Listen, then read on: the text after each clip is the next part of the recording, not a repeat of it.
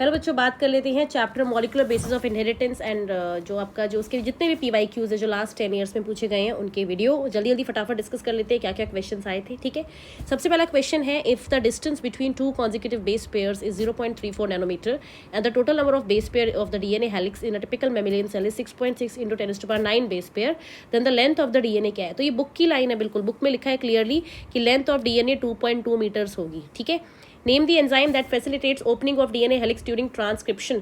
Transcription के time पर एक ही एंजाइम काम करती है DNA खोलने से लेकर ट्रांसक्रिप्शन करवाने तक, बंद करवाने तक, एवरीथिंग, और उसका नाम है बेटा दैट इज RNA पॉलीमरेज, या फिर ऑप्शन में DNA डिपेंडेंट RNA पॉलीमरेज भी हो सकता है।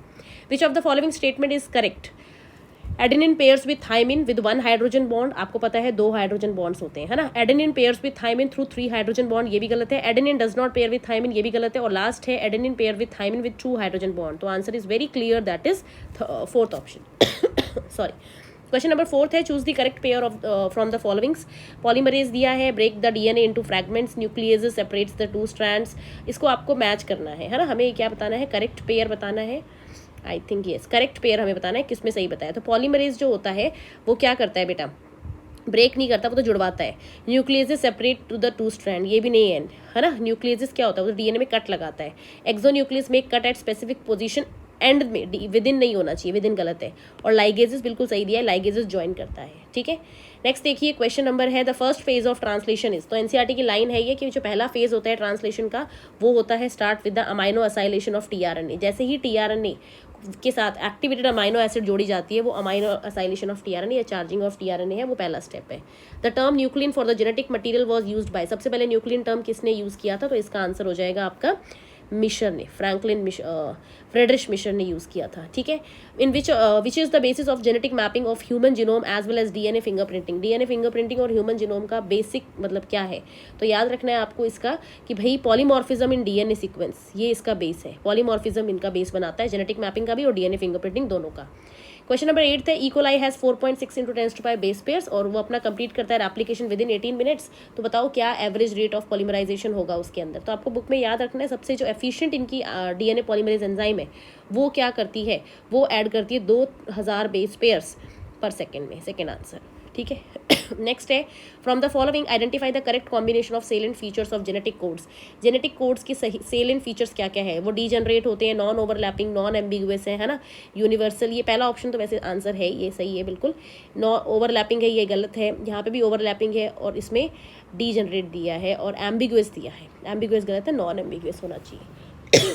सॉरी, तो आंसर होगा इसका फर्स्ट। 10th क्वेश्चन है, which scientist experimentally prove that DNA is the sole genetic material in bacteriophage. तो इस पे काम किया था हार्शीज एंड चेज ने, ये आप सबको पता ही होगा। ठीक है, आगे देखो, in the process of transcription in eukaryotes the RNA polymerase 1 transcribed. RNA polymerase 1 क्या करवाता है, तो RNA पॉलीमरेज 1 rRNA बनाता है 28S, 18S एंड 5.8S। तो इसका आंसर हो जाएगा फोर्थ। नेक्स्ट है, what initiation and termination factors are involve in the transcription in eukaryote. तो इसके अंदर कौन कौन से इनिशिएशन, ये एक्चुअली में क्वेश्चन गलत है, यहाँ प्रोकैरियोट्स होना चाहिए।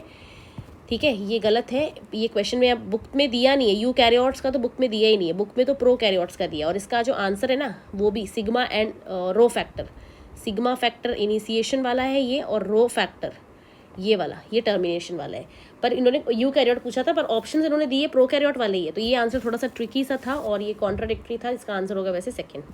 क्वेश्चन नंबर 13 देखो, यहाँ पर मैच द कॉलम आपको करना है। RNA पॉलीमरेज 1 बनाता है rRNA, RNA पॉलीमरेज 2 बनाता है hnRNA और RNA पॉलीमरेज 3 बनाता है tRNA। तो आप इसको मैच कर लीजिएगा, यहाँ पे आंसर हो जाएगा A का 2, है ना, A का 2 हो गया बेटा, B का 3 और C का 1, fourth option. What would be the sequence of mRNA produced by the following stretch of DNA। इससे जो बनेगा आपका mRNA उसका सीक्वेंस क्या होगा वो आपको याद रखना है। तो ये आपका mRNA दिया है, टेम्पलेट स्ट्रैंड है और ये कोडिंग स्ट्रैंड है। RNA बनाने के लिए टेम्पलेट स्ट्रैंड को लिया जाता है क्योंकि यहाँ पे 3 है तो RNA इसके नीचे बनेगा 5 प्राइम से। यहाँ पर A है तो A के सामने क्या आएगा, T नहीं आता, U आता है ना। तो जहाँ 5 प्राइम पे U है वो आपको ऑप्शन लेना है। तो 5 प्राइम पे U देखो इस वाले ऑप्शन में है ना, और आगे आगे देखने की भी ज़रूरत नहीं है आपको, आप इतने से ही कर सकते हो कि भाई यहाँ से हमें शुरू करना है, ये इसका कॉपी लेना है। तो RNA में इसका जो A का कॉम्प्लीमेंट्री T आता नहीं है, T की जगह U आएगा, और एंड क्या लेना है, ऊपर वाले का 3 है तो इसका एंड होगा 5 प्राइम, तो 5 प्राइम में U एक ही में है, थर्ड ऑप्शन में। ठीक है, नेक्स्ट देखो, विच of the following nucleic acid is present in an organism having 70S ribosomes only, जिसमें 70S राइबोसोम है सिर्फ, उसमें कौन सी न्यूक्लिक एसिड मिलती है? तो उसमें मिलती है बैक्टीरिया वगैरह के अंदर सर्कुलर डीएनए होता है, double stranded circular naked DNA, मतलब बैक्टीरिया में न्यूक्लियड होता है ना, उसके बारे में बोला गया है। नेक्स्ट है, what map unit centimorgan is adopted in the construction of genetic map, genetic map के लिए कौन सी मैप यूनिट ली जाती है?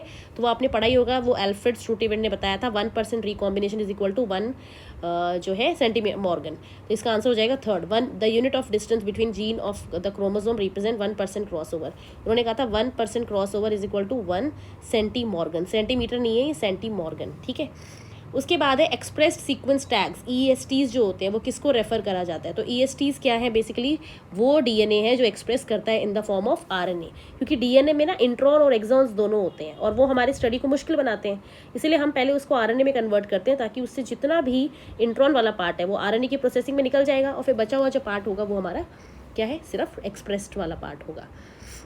उसके बाद देखो 18th जो है यहाँ पर उसको आपको मैच करना है। I जीन जो है it codes for repressor, Z gene codes for beta galactosidase, A gene codes for transacetylase and Y gene codes for permease. तो इसको अगर आप मैच करके देखेंगे तो यहाँ पर आपका ये बन जाएगा A का 3, B का 1, 4 और ये थर्ड ऑप्शन, ठीक है। इसको आप मैच कर लीजिएगा अपने आप, और ये मल्टीपल ईयर्स में ये बहुत मोस्ट रिपीटेड क्वेश्चन है, ये लैक ऑपरॉन का मोस्ट रिपीटेड क्वेश्चन है ये, ठीक है। नेक्स्ट देखो 19th क्वेश्चन इसमें बोला है under which of the following condition will there be no change in the reading frame of the following mRNA। अगर हम इनमें क्या बदलाव करते हैं तो कुछ चेंज नहीं आएगा। पहला है insertion of G at 5th position.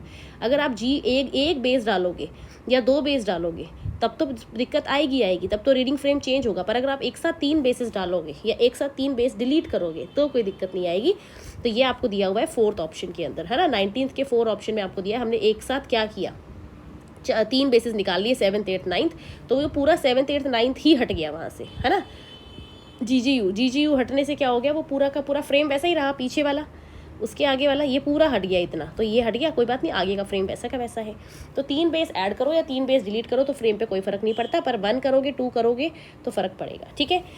Question number 20 है देन आपका, all of the following are the part of operon except, operator भी होता है, स्ट्रक्चरल जीन्स भी होती हैं। उसके बाद है आई थिंक ये क्वेश्चन पूरा नहीं है, ठीक है, और इसमें आई थिंक इंड्यूसर वगैरह कुछ ऐसा था, तो आपको याद रखना है सारे पार्ट, ऑपरेटर होता है, प्रमोटर होता है, स्ट्रक्चरल जीन होती है ना। इस क्वेश्चन को छोड़ दो, ये पूरा है नहीं है। नेक्स्ट आइए क्वेश्चन नंबर 21 21 में आपको दिया हुआ है कि एक sequence is a sequence from the coding strand of gene, what will be the corresponding sequence of the transcribed mRNA। जो mRNA बनकर आएगा उसका सीक्वेंस क्या होगा, तो ये आपका है कैसा कोडिंग, तो कोडिंग का तो बिल्कुल mRNA से सीक्वेंस सेम ही होता है, क्योंकि हम जब लेते हैं जिसका बनाते हैं वो नॉन कोडिंग DNA है ना, टेम्पलेट स्ट्रैंड लिया जाता है या नॉन कोडिंग लिया जाता है, तो आप बिल्कुल सेम देख लो और उसमें बस T की जगह पे U लगाना है आपको।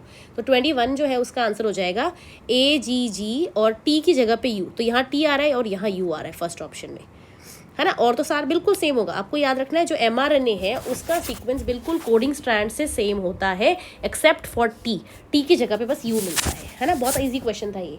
फिर है 22वां question, select the correct match. आपको इसमें मैच करना है कि राइबोजाइम्स जो होते हैं वो क्या होते हैं आपके, है ना। राइबोजाइम्स है बेसिकली न्यूक्लिक एसिड, ठीक है। RNA as an enzyme. F2 में रिसेसिव प्लांट डायहाइब्रिड क्रॉस को रिप्रेजेंट करता नहीं, F2 को जब आप क्रॉस करोगे तो वो टेस्ट क्रॉस है ना, वो डायहाइब्रिड क्रॉस नहीं है। उसके बाद है G1 G बेंडल ने ट्रांसफॉर्मेशन नहीं दी थी और TH मॉर्गन ने ट्रांसडक्शन नहीं दी, तो करेक्ट है यहाँ पे फर्स्ट ऑप्शन। नेक्स्ट है करेक्ट मैच बताना है आपको। एलेक जेफरी ने क्या दिया है, एलेक जेफरी ने दिया था DNA फिंगरप्रिंटिंग, है ना। ये गलत हो गया। एल्फ्रेड हर्शीज एंड मार्थे चेज ने TMV टबैको मोज़ेक वायरस पे नहीं बैक्टीरियोफेज पे काम किया था। François Jacob and Jacob Monod ने क्या दिया था, ऑपरॉन, ये बिल्कुल सही है, इन्होंने ये दिया था, ये करेक्ट है। मैथ्यू मेसल्सन ने पाइसम सेटाइवम पे नहीं, ई कोलाई पे काम किया था, ठीक है।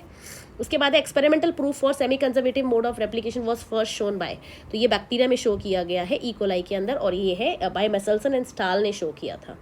उसके बाद है if there are 999 basis in RNA that codes for 333 amino acids. आपको पता है 3 बेसिस एक के लिए कोड करते हैं, है ना। तो जब 999 है तो 333 अमाइनो एसिड्स बनेगी। फिर वो कह रहे हैं हमने ना 901 900 तक कोई दिक्कत नहीं है, जो 901 है 902 है आगे 999 तक, वहाँ हमने 901 को डिलीट कर दिया, तो उससे आगे के में फ़र्क पड़ेगा ना, पीछे तो कुछ फ़र्क नहीं पड़ेगा। तो 900 तक तो कितनी अमीनो एसिड्स होंगी, जब 999 से 333 बन रही है तो 900 से बनेगी 300, तो 300 अमीनो एसिड में तो कोई दिक्कत आई नहीं, पर क्योंकि डिलीशन यहाँ हुआ है तो आगे की अमीनो एसिड्स में दिक्कत आई। और आगे कितने बेस पेयर्स थे 99, तो 99 से कितनी अमीनो एसिड्स बनती है 33, तो 33 अमीनो एसिड्स में प्रॉब्लम आएगी, ये इसका आंसर है। ठीक है, उसके बाद है final proof of DNA as the genetic material come from the experiments of, ये आया था हार्शीज एंड चेज के एक्सपेरिमेंट से, उन्होंने काम किया था, उन्होंने बताया था कि डीएनए ही जेनेटिक मटीरियल होता है, second option.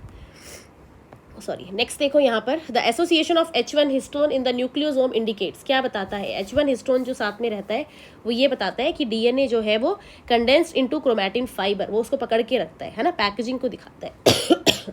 स्प्लाइसोसोम्स are not found in cells of, spliceosome किन सेल्स में नहीं मिलते हैं, तो स्प्लाइसोसोम जैसा जो है ना यूकैरियोट्स का ही फीचर है, प्रोकैरियोट्स का नहीं है, तो बैक्टीरिया नहीं होगा।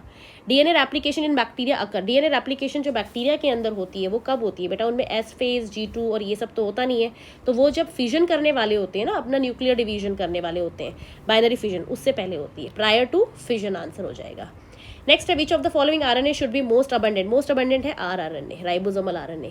During DNA replication Okazaki fragments are used to elongate, Okazaki fragments किसके लिए बनते हैं, लैगिंग स्ट्रैंड के लिए, लीडिंग में नहीं बनते हैं, लैगिंग स्ट्रैंड। ठीक है, और ये जो है लैगिंग स्ट्रैंड ये कैसे मूव करता है, ये मूव करता है away from the replication fork, replication fork की तरफ तो बनता है लीडिंग और away from the replication fork बनता है लैगिंग। ठीक है, Taylor conducted the experiment to prove semi conservative mode of nutrition, जो है रेप्लिकेशन वो उन्होंने किया था वीसिया फाबा बीन के ऊपर। ठीक है, उसके बाद देखो the equivalent of structural gene को हम क्या बोलते हैं, सिस्ट्रॉन, ये बहुत इजी क्वेश्चन है।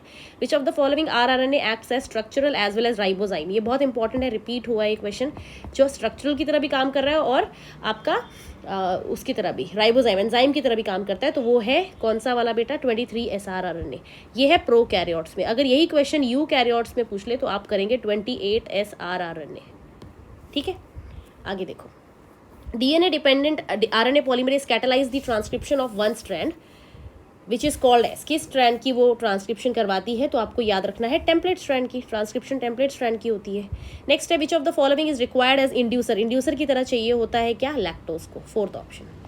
ठीक है, उसके बाद देखो विच of the following is not required for any of the techniques of DNA fingerprinting, हाँ, तो डीएनए फिंगरप्रिंटिंग में क्या चीज़ नहीं चाहिए होती है ना, तो यहाँ पर डीएनए हाइब्रिडाइजेशन है, पीसीआर भी चाहिए, restriction enzyme speed, zinc finger analysis नहीं चाहिए होता है, ये अपने सिलेबस में भी नहीं है वैसे, बाकी आप इसको स्किप कर सकते हैं। इनमें से स्टार्ट कोडॉन कौन सा है, AUG is the start codon. ठीक है, identify the correct order of organisation of genetic material from largest to smallest, तो लार्जेस्ट से स्मॉलेस्ट, बड़े से छोटे में हमें जाना है, तो सबसे बड़ा होता है जीनोम, फिर बनते हैं क्रोमोसोम्स, फिर बनती है जीन और फिर बनता है न्यूक्लियोटाइड, फोर्थ ऑप्शन हो जाएगा। ठीक है, सैटेलाइट डीएनए क्यों इंपॉर्टेंट होता है, सैटेलाइट डीएनए का क्या रोल होता है, तो सैटेलाइट डीएनए में आपको याद रखना है it shows high degree of polymorphism, जो कि हमारा बेस बनाता है फिंगरप्रिंटिंग का, और हमारा वो ना इनहेरिटेबल होता है वन जनरेशन से नेक्स्ट, तो हमें वो स्टडी करने में आसानी देता है। ठीक है, आंसर हो जाएगा इसका थर्ड। उसके बाद देखो नेक्स्ट दिया है gene regulation governing lactose operon of E coli, तो that involves lac I gene product is, तो यहाँ पे आपको बोल रहे हैं जो लैक ऑपरॉन वाली है ना, वो आई जीन वो क्या करती है, तो आई जीन जो होती है वो आपका बेसिकली फीडबैक इनहिबिशन कराती है, नहीं बिल्कुल भी नहीं, पॉजिटिव नहीं, नेगेटिव रेगुलेशन कराती है, वो नेगेटिव और इंड्यूसिबल ऑपरॉन है वो, क्योंकि वो जाकर क्या करती है ऑपरेटर को ब्लॉक, और ऑपरेटर ब्लॉक हो जाता है तो आरएनए पॉलीमरेज आगे काम नहीं कर पाता और ऑपरॉन बंद रहता है। ठीक है, तो नेगेटिव रेगुलेशन है उसकी। और इंड्यूसिबल क्यों बोल रहे हैं, क्योंकि उसको इंड्यूसर आकर जब उस एंजाइम को, उस प्रोटीन को वहाँ से हटाएगा तब वो काम करने देगी, है ना, तो एक तरह से नेगेटिव है और फिर इंड्यूसर पे से मिलकर काम कर रही है तो इंड्यूसिबल भी है। उसके बाद है which one of the following is wrongly matched, wrongly matched इनमें से कौन सा है आपको वो बताना है, transcription writing information from DNA to RNA, ये करेक्ट है। उसके बाद देखो ट्रांसलेशन यूजिंग इन्फॉर्मेशन, ये भी बिल्कुल ठीक है। Repressor protein bind to operator and stop enzyme sympathy, ये भी सही है। Operon structural gene, operator and promoter, operon के अंदर जो है स्ट्रक्चरल जीन भी होती है, ऑपरेटर भी है, रेगुलेटर भी है, पूरा नहीं दिया हुआ सब कुछ, है ना, तो ये ऑड वन आउट हो जाएगा इसका। ठीक है, 42 का क्या आंसर हो जाएगा बेटा, 4। अगला क्वेश्चन देखो, डायरेक्शन ऑफ डीएनए सिंथेसिस दिया हुआ है और आरएनए सिंथेसिस दिया है, और डायरेक्शन ऑफ रीडिंग फ्रेम आपको बताना है कि कैसे रहेगा, किस डायरेक्शन में रहेगा। तो यहाँ पर आपको दिया है आरएनए सिंथेसिस 5' to 3' होता है और उसकी टेम्पलेट की रीडिंग 3 to 5, ये बिल्कुल सही है, ये गलत है, ये भी गलत है, और ये कैसे। अब आपको सोचो ना, अगर ट्रांसक्रिप्शन 5 to 3 हो रही है तो फ्रेम तो ऑपोजिट होना चाहिए ना उसका, 3 to 5, तो आंसर है यहाँ पे फर्स्ट वाला। Transformation was discovered by, transformation discover करी थी बाय ग्रिफिथ ने, उन्होंने काम किया था ना डिप्लोकोकस निमोनिया पे, एस स्ट्रेन और R strain. The diagram showing an important concept in the genetic information of DNA, fill in the blanks. DNA से आरएनए बन रहा है, ये हो रही है ट्रांसक्रिप्शन. तो ट्रांसक्रिप्शन देखो किस में दिया है, ये सारे ही आपकी गलत है, ये पहला और ये ट्रांसक्रिप्शन है और ये ट्रांसक्रिप्शन है. एमआरएनए से प्रोटीन बनना इज ट्रांसलेशन, यहाँ रेप्लिकेशन है. तो फोर्थ गलत हो गया, आंसर हो जाएगा इसका कौन सा, सेकेंड. ठीक है, तो इस तरह के और क्वेश्चंस में चैप्टर के और भी वीडियोस आपके लिए लेकर आऊँगी, क्योंकि लास्ट मिनट में जितना क्वेश्चन प्रैक्टिस करोगे उतना ही आपके लिए फ़ायदा होगा. जल्दी से फटाफट डिस्कस करेंगे without wasting any your time. तो इस तरह के और वीडियोस के लिए आप मुझे इंस्टाग्राम एंड यूट्यूब पे फॉलो कर लेना. Thank you.